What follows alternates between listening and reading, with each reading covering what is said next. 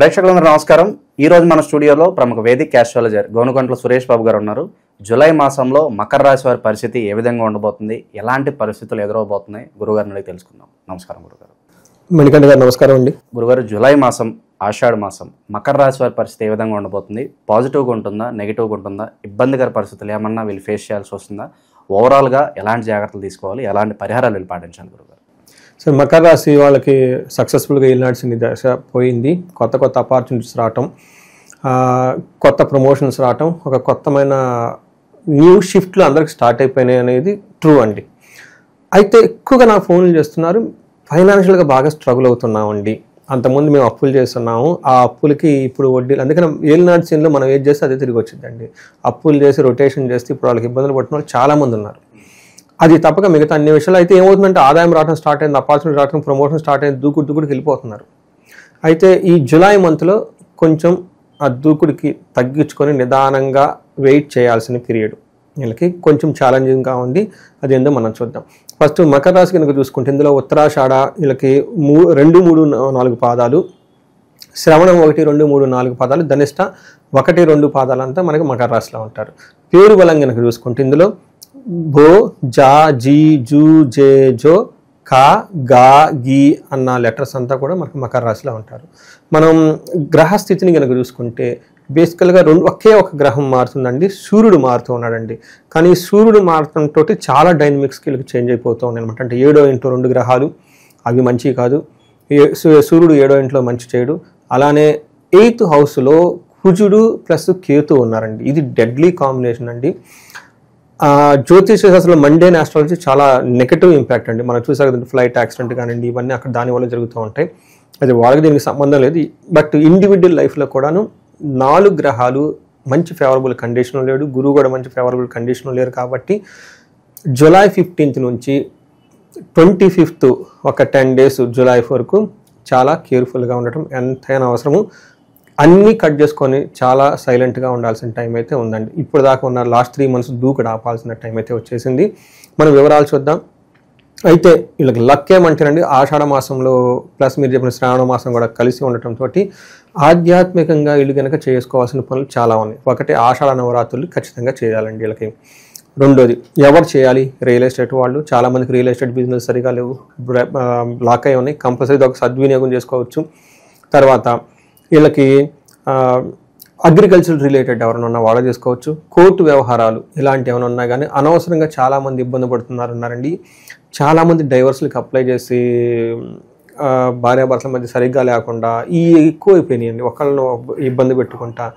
ఇది మంచి టైం అండి. ఎవరికైతే కోర్టు వ్యవహారాల్లో పర్టికులర్ డైవర్స్లు భార్యాభర్తల మధ్య అనుకూలత లేకుండా అనవసరంగా హింసించుకోవటం అండి ఈ కోర్టుల ద్వారా, అలాంటి వాళ్ళకి బ్రేక్ కావాలంటే ఈ ఆషాఢ నవరాత్రులు ఖచ్చితంగా చేసుకోవాలండి.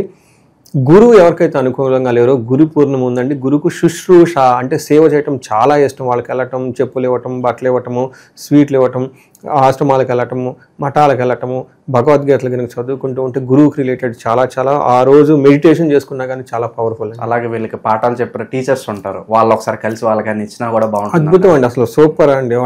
వాళ్ళ దగ్గర ఉంటేనే చాలండి, మంచి చెప్తారండి. ఈ రోజుల్లో ఎవరు చెప్తారండి? మీరు చిన్నప్పుడు ఎప్పుడో టీచర్ ఇదిగోండి మీకు ఇస్తే ఒక ఆశీర్వాదం ఇస్తారండి, ఇంకా అంతకుమించి ఏం కావాలండి. తర్వాత లాస్ట్లో మోస్ట్ ఇంపార్టెంట్ మనకి నాగుల పంచమి అని వస్తుందండి. ఎవరికైతే తగిన వివాహ దోషం ఉండి, తర్వాత నాగదోషం ఉండి, రాహుకేతువుల దోషం ఉండి, తర్వాత కుజు దోషం ఉండి, వీళ్ళు కనుక చూసుకుంటే అదొక బెస్ట్ రెమెడీ అండి. ఇంట్లో వీళ్ళకి పిల్లలు కలగట్లేదు, చాలామందికి పిల్లలు పుట్టడం లేదు. అలాంటి వాళ్ళందరికీ ఈ డేట్ గుర్తుపెట్టుకొని, అంటే ఈ జూలై మాసంలో ఆధ్యాత్మికంగా చేయాల్సిన ముఖ్యమైనవి చాలా ఉన్నాయి. బయట ఇప్పటిదాకా దూకుడుగా వెళ్తూ లాస్ట్ 3-4 months ఉన్న వాళ్ళు కొంచెం ఆగి వీటి మీద కనుక మనసు పెడితే ముందంతా బాగుంటుందండి. మన డీటెయిల్స్ కనుక చూసుకుంటే సూర్యుడు వీళ్ళకి లఘుగోచారం ప్రకారం ఏమవుతుందంటే తీర్థయాత్రలు కనుక చేస్తూ ఉంటే అందులో కొంచెం ఇబ్బందులు పడే అవకాశం ఎక్కువగా ఉంటుంది. కుజుడు వల్ల 8వ ఇంట్లో ఉండడం వల్ల మిక్స్డ్ రిజల్ట్ ఉంటుంది, కొంచెం డేంజరస్ సిచ్యువేషన్ వచ్చే అవకాశం ఎక్కువగా ఉంటుంది. శుక్రుని వల్ల పుత్రలబ్ధి ఉంటుంది. రాహు కేతులు వల్ల అంత అనుకూలంగా లేరండి. పర్టికులర్గా మనకి కుజ అండ్ కేతు కలిసి ఉండటం వల్ల బాడీలో పెయిన్స్, హార్డ్ వర్క్ చేయాల్సి వచ్చే అవకాశం ఎక్కువగా ఉంటుంది. 8వ ఇంట్లో కుజుడు ఉండడం వల్ల బ్లడ్కి రిలేటెడ్ ప్రాబ్లమ్స్ రావటం జాగ్రత్తగా ఉండాలి. ఈ ఒక్క విషయం తప్ప మిగతా విషయాలంతా బాగుందని మనం తెలుసుకోవాలి. ఏడో ఇంట్లో సూర్యుడు ఉండటం వల్ల ఎప్పుడండి జూలై 15th ఎంటర్ అవడంతో ఏమవుతుందంటే సామంత జన విద్వేష ధారాపీడ సుతామయం ఉత్సాహ భంగ కార్యాణి గోచారస్తే సప్తమే రవు అని మనకి మహర్షులు సంస్కృతంలో చెప్పారు. దీని మీనింగ్ ఏంటంటేనండి, సామంత జన విద్వేష, వీళ్ళ కింద ఉన్న ఎంప్లాయీస్ కానివ్వండి, హెల్పర్స్ కానివ్వండి, సపోర్టింగ్ పీపుల్ ఎవరైతే ఉన్నారో వీళ్ళని ద్వేషిస్తారంట. రెండోది ధారాపీడ సుతామయం, అంటే స్పౌస్కి కానివ్వండి, పిల్లలకి కానివ్వండి, ఏదో ఒక హెల్త్ ప్రాబ్లమ్స్ వచ్చే అవకాశం ఎక్కువగా ఉంది. అంటే వాళ్ళకి హెల్త్ ప్రాబ్లమ్స్ వచ్చేసి తద్వారా వీళ్ళు బాధపడుతూ ఉంటారు. ఉత్సాహ భంగకారిణి, ఎనర్జెటిక్గా ఏదైనా కనుక పని చేస్తూ ఉంటే ఏదో ఒక ఆటంకాలు వచ్చేసి ఉంటాయి. ఇప్పటిదాకా మకర రాశి వాళ్ళకి జుమ్ అని వెళ్ళిపోతూ ఉన్నారు కాబట్టి ఈ టైంలో బ్రేకులు పడే అవకాశం ఎక్కువగా ఉంది. ముందుగా గమనించుకొని మీరు కూడా స్లో డౌన్ అవ్వండి, లేదా ఇంటర్పర్సనల్ స్కిల్స్ పడుతుంది కదా, దేనికి ఇవ్వాల్సిన ప్రయారిటీ దానికి ఇవ్వాలి. మీరు ఏదో చేద్దాం అనుకొని ఇటు ఎలా ఇబ్బంది పెట్టక మీకు రాకుండా ఇబ్బంది పడిపోతూ ఉంటారు. టైర్డ్నెస్, డిసీజ్ వచ్చే అవకాశం ఎక్కువగా ఉంది. మనం ఇందాక చెప్పుకున్నాడు కుజుడు 8th హౌస్లో ఉండటం వల్ల కొంచెం బెనిఫిట్ ఉంది, కొంచెం లాస్ కూడా ఉంది. బట్ కుజుడితో పాటు కేతు కూడా యాడ్ అవడంతో 8th హౌస్లో దుస్థానంలో 8వ ఇంట్లో ఎన్ని గ్రహాలు ఉంటే అంత ప్రాబ్లం వీళ్ళకి క్రియేట్ అవుతుంది. వీళ్ళకి 8వ ఇంట్లో కుజుడు ఉండటం వల్ల ఏమవుతుంది, ప్రవాస కార్య హాని సాద్ కాసారోగ పీడనం స్థాననాశ రుణచ్ఛేద అష్టమస్తే ధారాసుతే, అంటే వీళ్ళు ప్రవాసంలో ఉండే, అంటే ఉన్న ఊరు కాకుండా దూరంగా వెళ్ళటం, ట్రావెల్ చేయటం ఎక్కువగా ఉంటుంది. కార్యహాని సార్, పని కనుక తలపెడితే ఆ హాని వస్తుంది, అది జాగ్రత్తగా ఉండాలి.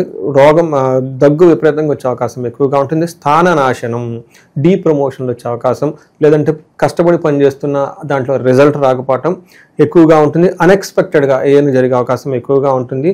రుణచ్ఛేద, అప్పుల వాళ్ళ అవమానాలు పొందుతూ ఉంటారు. ఈ రాశి వాళ్ళకి బిగినింగ్లోనే చెప్పాను, చాలామంది నాకు అప్పుల వాళ్ళ చాలామంది ఉన్నారండి, ఇబ్బంది తట్టుకోలేకపోతే ఫోన్లు చాలా వస్తున్నాయి. అలాంటి వాళ్ళు పర్సనల్గా ఒకసారి జాతకం చూపించుకుంటే మనం డీకోడ్ చేయవచ్చు ఎగ్జాక్ట్లీ ఎందుకు లాక్ అయ్యారనేది. వాళ్ళకి ప్రజెంట్ ఏ దశ నడుస్తుంది, ఏమన్నా దోషాలు ఉన్నాయా అన్ని కూడా చూడొచ్చు అంట. అవునండి.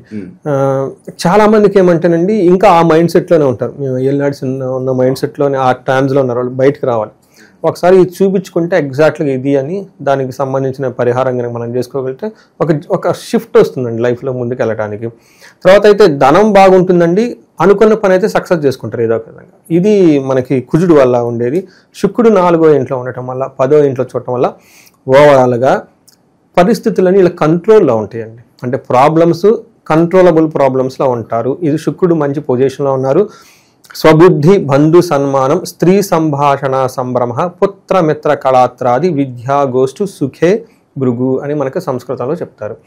అంటే వాళ్ళ బుద్ధి ప్రకారం నడుచుకుంటూ ఉంటారు. అంటే వాళ్ళు ఏదైతే ప్లాన్ చేస్తారో దాన్ని సక్సెస్ఫుల్గా ఎగ్జిక్యూట్ చేస్తారు, అది స్వబుద్ధి అంటే.